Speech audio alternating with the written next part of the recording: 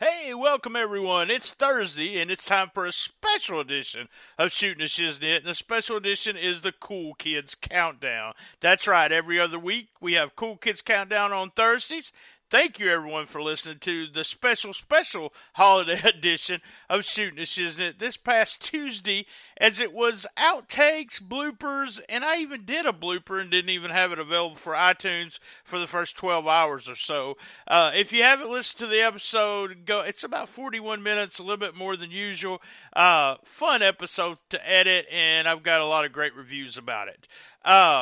We would like to thank W2Mnet.com. That's Wrestling to Mac's website. That's W2, the number 2, Mnet.com. And our old buddy Bob McGee at Pro Wrestling's Between the Sheets. That's www.pwbts.com. Also, a big shout out to our podcast bros, Suplex City Limits, Creative Control, and Local to Legends Wrestling Radio. That's right, guys. Y'all can always go to stspod.club. That's right, stspod.club. And you can look on how to buy t-shirts. We also have all the episodes put up there for everyone that's just wanting to go back and look through the episodes with descriptions. You can get the Amazon Music Unlimited right there. Or you can do Amazon Prime. If you do Amazon Prime, remember, guys, you can also get a free, that's right, free Twitch account with Russell Circus. Remember, this is episode 32. We're the best little wrestling podcast in the business, and we're live from STS Studios in St. Louis, Missouri. So let's get on with the show.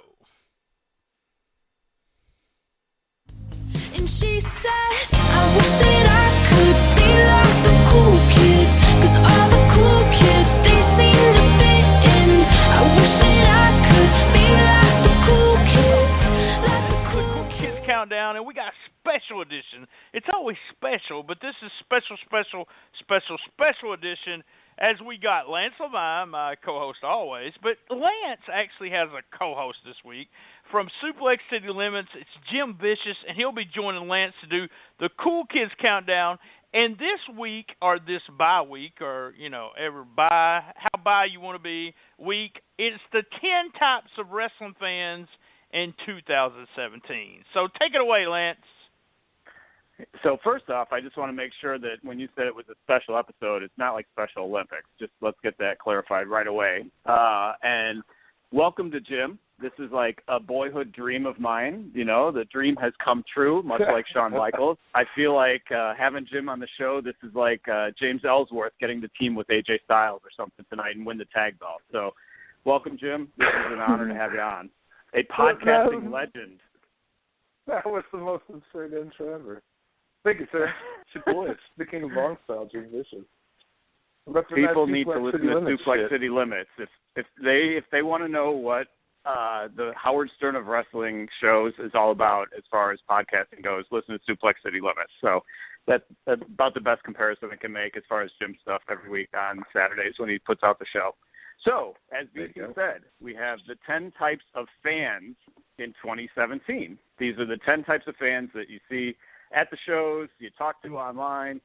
These are the fans that we've all known to come and or love in 2017. So at number 10, Jim, we've got the Bullet Club shirt guys and the replica belt guys.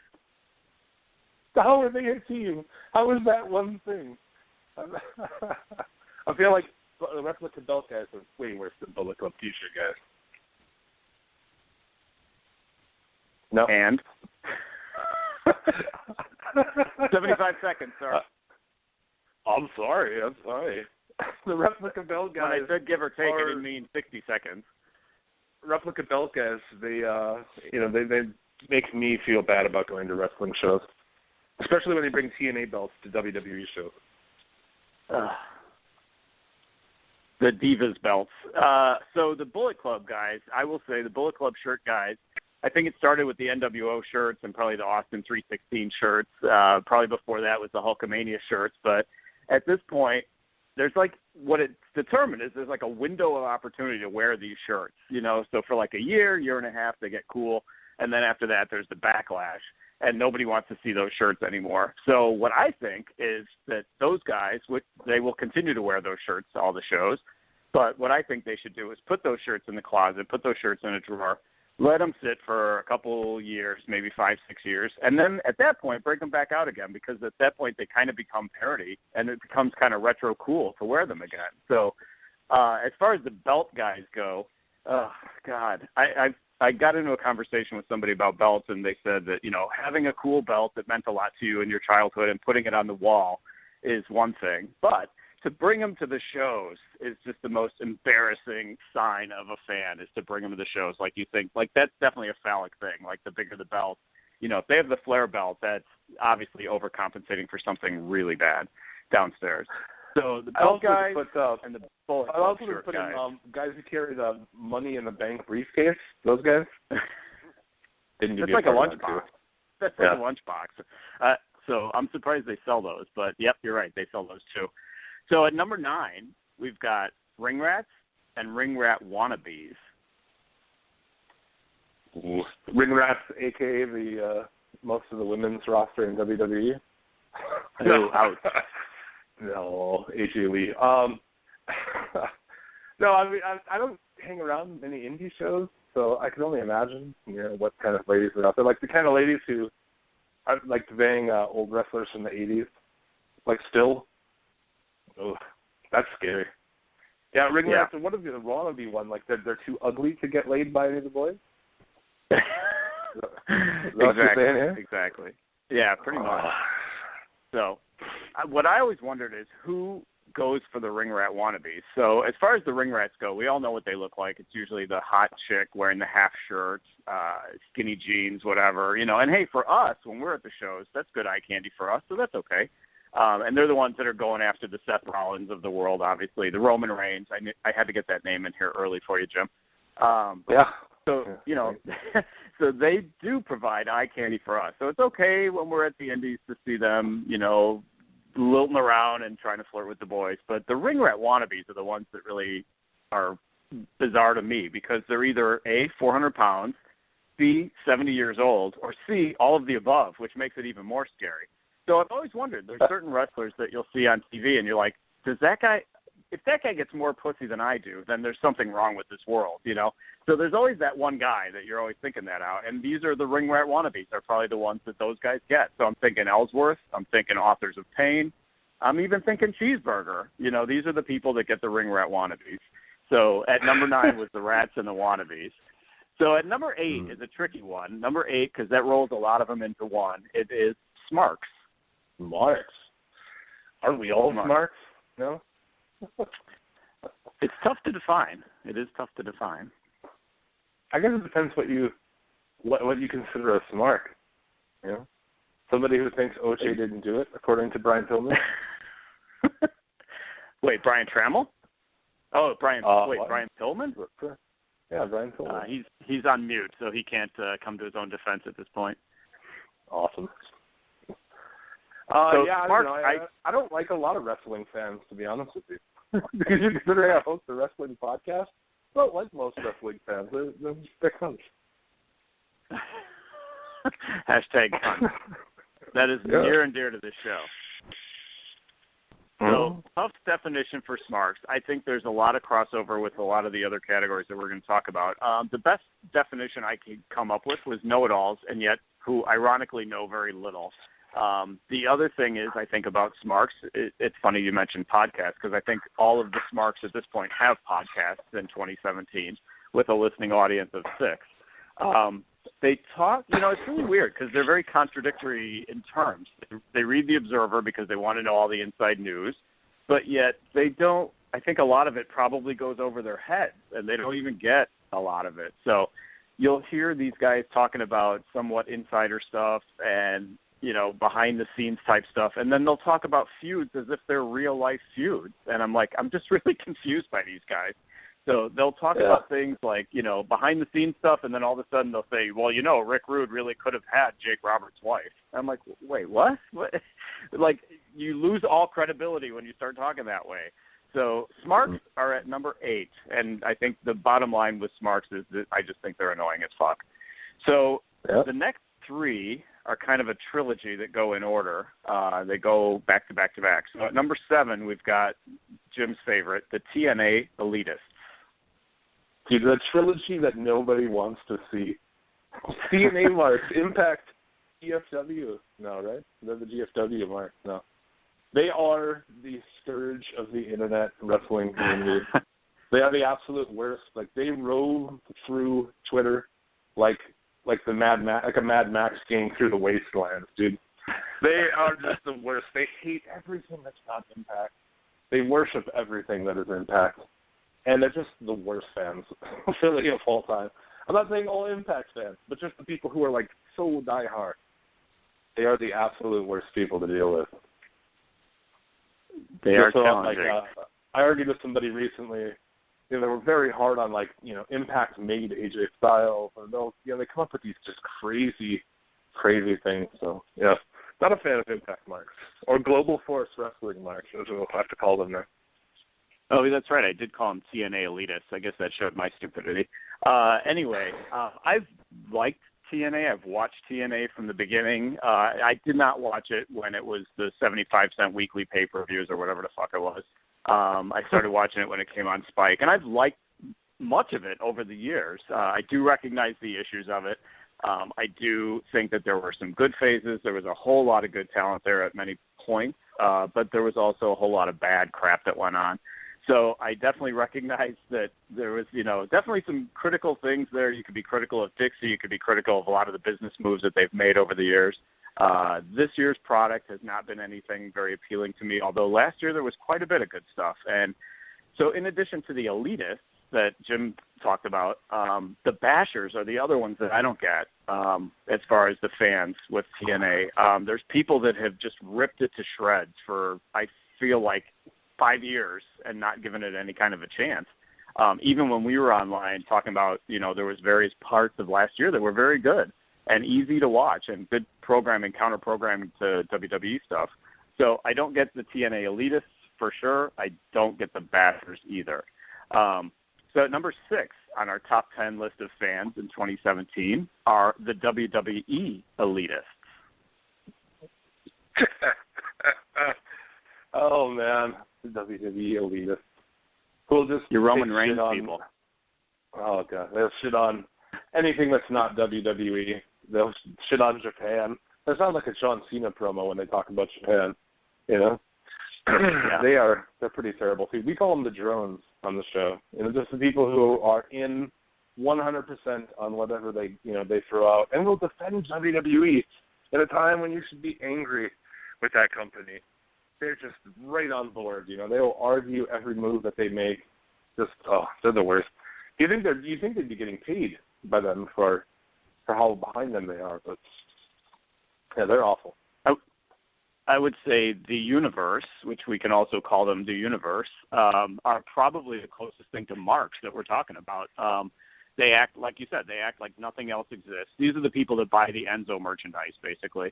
So on the one hand, they'll buy the Enzo merchandise, and they're big fans of everything that's on the main roster. Like you said, they'll defend it to the death. There is nothing else that matters. But yet, on the other hand, they don't watch 205 Live. They maybe will watch NXT because they want to be, ahead of the curve and know who's going to be coming up on the main roster. But I think the only thing these people give a damn about are Raw and SmackDown, basically. But they give a damn until, the day they die, they're going to give a damn about that. So these are the goofs that will do the 10 chants, even though Ty Dillinger did miraculously reappear this week on SmackDown. Yeah. They'll do the 10 chants, and these are also the guys that will do the one fall call after the ring announcer says one fall.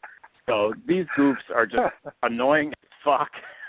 And they will just not, like you said, they won't watch anything else. Nothing else matters to them. But yet they won't watch 205 Live, so go figure it out. So at number 5, we have the New Japan Elitists to wrap up the trilogy. Well, New Japan, at least of all the groups, this is the most tolerable to me. At least they have, a little bit of a point. At least they, at least being a mark for Japanese stuff is decent, but they're pretty awful too to deal with. As far as they're just the worst too. Which one do you think is the worst of all three of them? You rank this on the highest.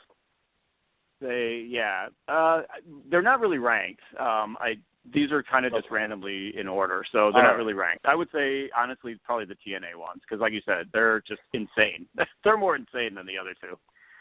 So yeah, that's true. On the New Japan elitists, like you said, there's a point there for sure, because the product, at least the product that they're in love with and they're enamored with, is great product.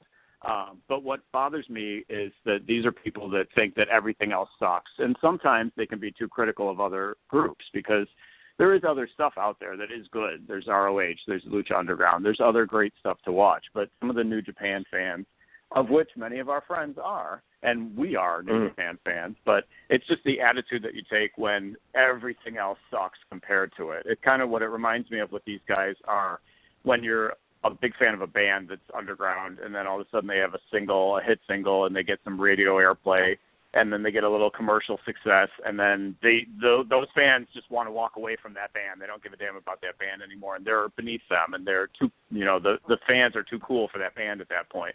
So I'm just wondering, with New Japan, now that they are getting some more appeal in the States, they're getting Between Access and New Japan Network and the Long Beach shows, are those fans going to stick with the product now that it's getting a little bit more and more exposure as the months go on? So the New Japan fans, I agree with you. I think my biggest complaint about them is that they can be too critical of other products. They certainly have something. By comparison, they're right. By comparison, they probably are fans of the best product that there is. But just take it down a notch and watch some other stuff. There is some other stuff out there that's okay.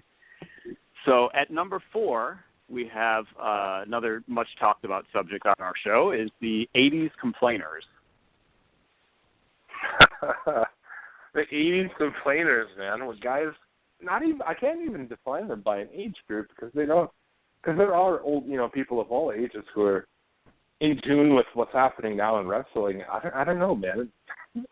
Is it mostly Southern I people? think it's is that incorrect? 40s, 45 to 60 demographic, I'd say.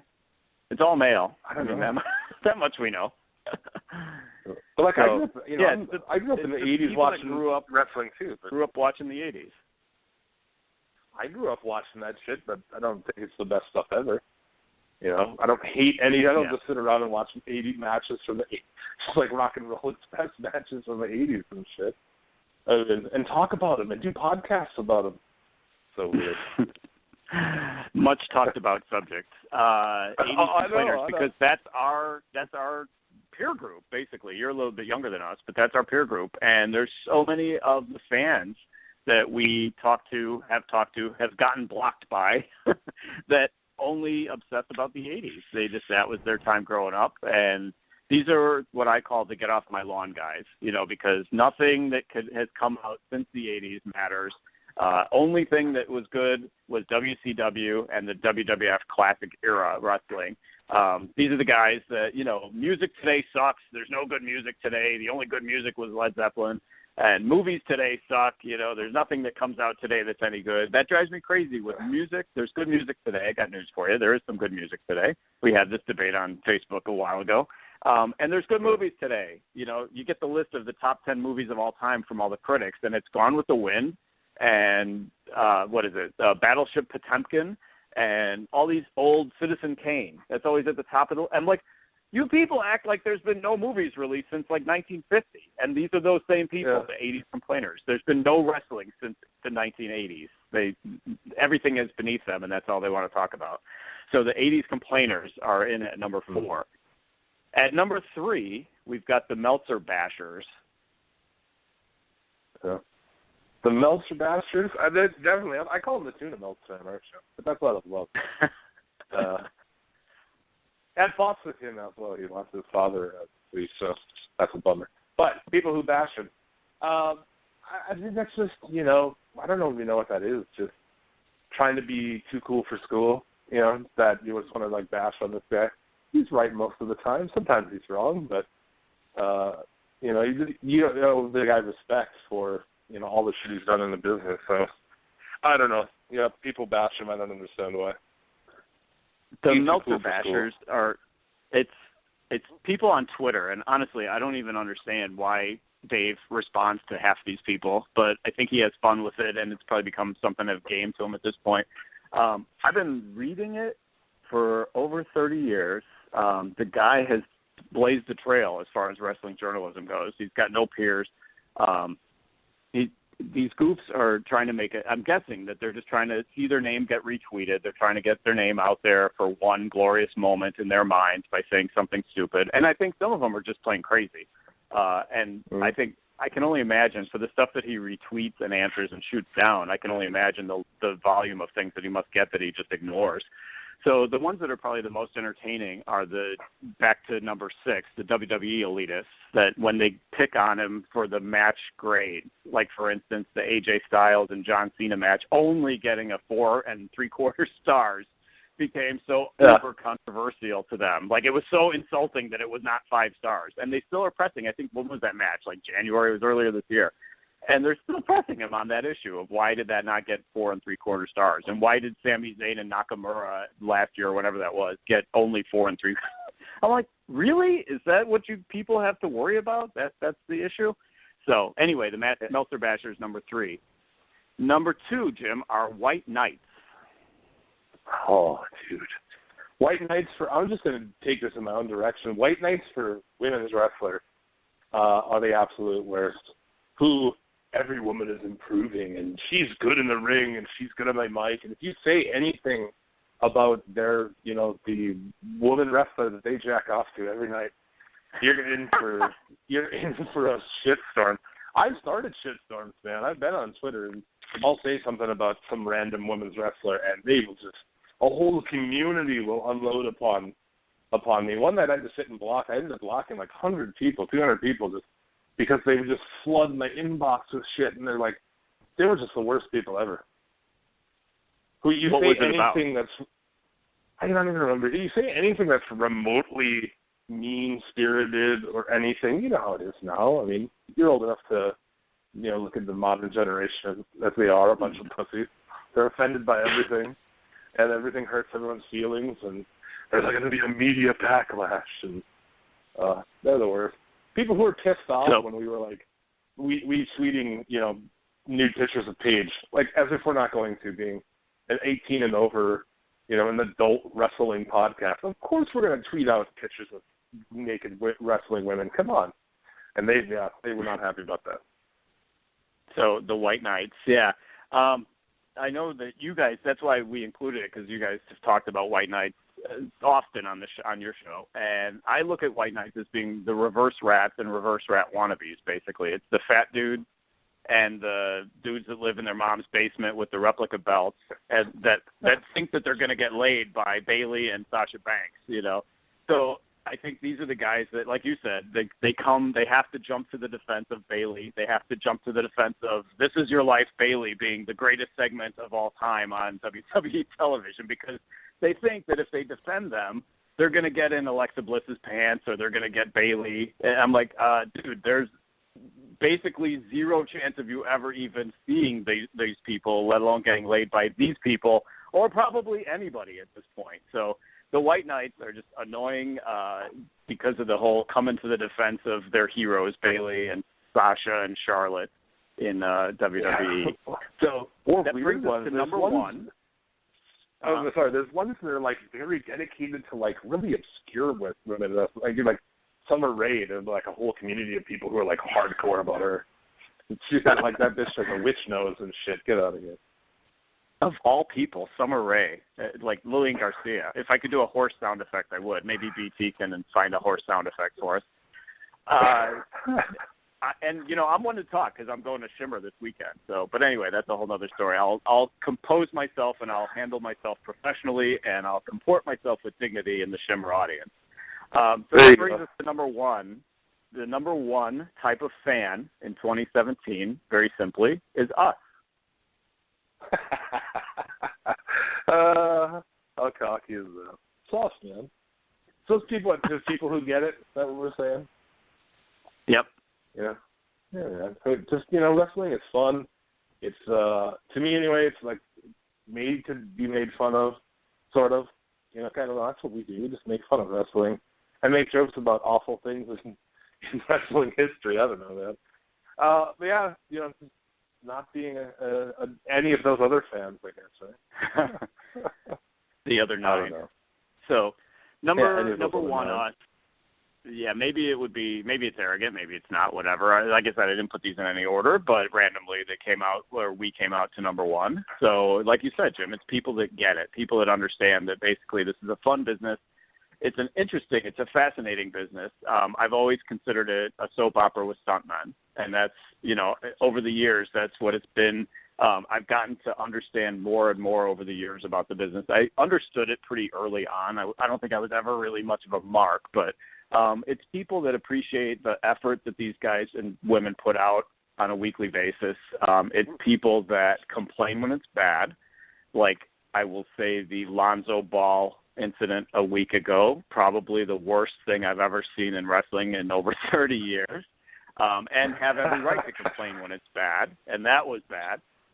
But then it's also people that cheer when it's fantastic and when there's great things that we see. And in the very same week, we saw Michael Elgin and Ishii and Omega in amazing matches this weekend at New Japan. So within the span of 1 week, we had, in my eyes at least, one of the worst things I've ever seen in the business, as well as some of the greatest things I saw in the business this weekend. So people like us that truly appreciate it, truly are fans of it, and understand the business. And like I said, complain when it's bad, cheer when it's fantastic.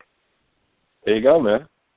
All right, there you go. Hey, thanks, Jim, and thanks, Lance, for doing the countdown this week. We got a break from listening to me because I figure you guys are not going to want to listen to BT, even though I know I got a smooth, sexy voice. Guys, join us this coming Tuesday, for Shooting the Shiznit. I'm recording tomorrow. I will be giving you the guest on Monday on Twitter. I'll be announcing the guest. All I can say is this guest is going to be too sweet. I know. It's going to be a surprise, folks. Join us 2 weeks from today for another episode of Cool Kids Countdown. And also next Thursday for Who Wants to Be the Best Shiznitter Ever. Thank you for listening. Good night. Goodbye. Thought I was done, didn't you? Be here, same bat time, same bat channel.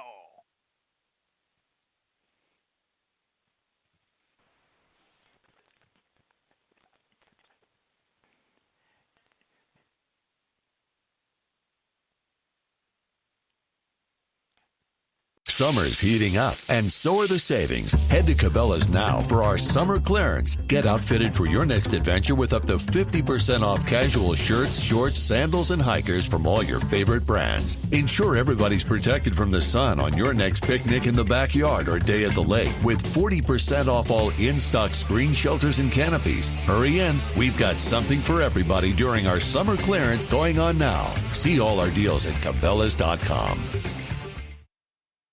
Summer's heating up, and so are the savings. Head to Cabela's now for our summer clearance. Get outfitted for your next adventure with up to 50% off casual shirts, shorts, sandals, and hikers from all your favorite brands. Ensure everybody's protected from the sun on your next picnic in the backyard or day at the lake with 40% off all in-stock screen shelters and canopies. Hurry in. We've got something for everybody during our summer clearance going on now. See all our deals at Cabela's.com.